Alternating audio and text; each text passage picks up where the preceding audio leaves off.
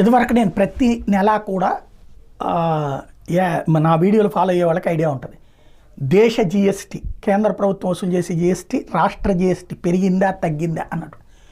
ఎప్పుడు పెరుగుదలే. ఒక్క కరోనా టైంలో మాత్రమే తగ్గుదల నమోదైంది తప్పించి మిగతా టైంలో అంతా పెరుగుదలే నమోదైంది, భారతదేశంలో కానీ ఆంధ్రప్రదేశ్లో కానీ. కానీ ఇప్పుడు ఏ కరోనా లేదు. కానీ మొట్టమొదటిసారి ఆంధ్రప్రదేశ్ జిఎస్టీ తగ్గటం గత ఏడాదితో పోల్చుకుంటే అన్నది సంచలనమే. ఏదైతే తాజా గణాంకాల ప్రకారం ఏదైతే లాస్ట్ ఇయర్ 2024లో రాష్ట్రంలో ఇప్పటికే చూస్తే 2023లో 3,593 కోట్ల రూపాయల జిఎస్టీ జూలైలో వచ్చింది.